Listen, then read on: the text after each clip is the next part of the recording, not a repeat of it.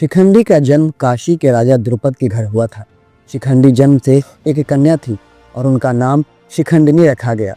किंवदंतियों के अनुसार शिखंडी का यह जन्म उनके पिछले जन्म के कर्मों का परिणाम था। पिछले जन्म में वे एक स्त्री थे जिनका नाम अम्बा था।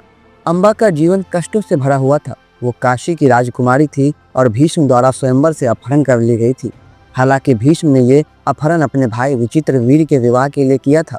अम्बा ने भीष्म से विवाह करने से इनकार कर दिया क्योंकि उनका हृदय पहले से ही शाल्व के प्रति समर्पित था। जब अम्बा शाल्व के पास गई तो शाल्व ने उन्हें अस्वीकार कर दिया।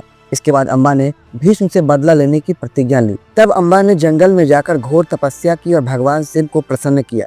शिव ने उन्हें वरदान दिया कि वो अगले जन्म में भीष्म की मृत्यु का कारण बनेंगी। इसी वरदान के फलस्वरूप अम्बा ने शिखंडी के रूप में जन्म लिया।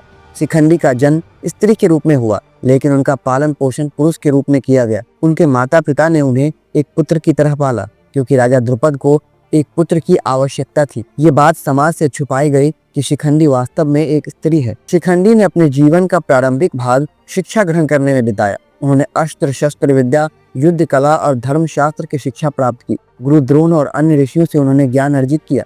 शिखंडी का जीवन उस समय एक नया मोड़ लेता है जब उन्हें अपनी स्त्री होने का पता चलता है। एक पौराणिक कथा के अनुसार शिखंडी ने एक यक्ष से वरदान प्राप्त किया था जिसके द्वारा वे पुरुष बन गए थे। ये परिवर्तन शिखंडी के जीवन का एक महत्वपूर्ण मोड़ था क्योंकि ये उन्हें उनके उद्देश्य के करीब ले गया। महाभारत के युद्ध में शिखंडी की भूमिका अत्यंत महत्वपूर्ण थी।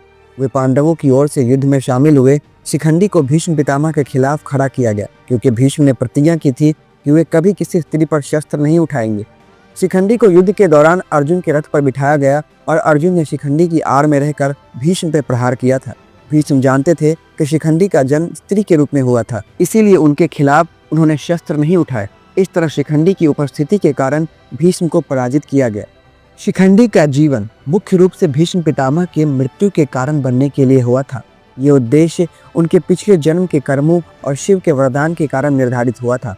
महाभारत के युद्ध के बाद शिखंडी की मृत्यु के बारे में स्पष्ट विवरण नहीं मिलता है। हालांकि ऐसा माना जाता है कि वो युद्ध में ही वीरगति को प्राप्त हो गए। आगे की कहानियां सुनने के लिए पुराण चर्चा से जुड़े रहें और ढेर सारी अनकही कहानियां सुनें। और अगला कहानी आपको किस पात्र पे चाहिए आप कमेंट बॉक्स में ज़रूर बताएं। आपका बहुत बहुत धन्यवाद।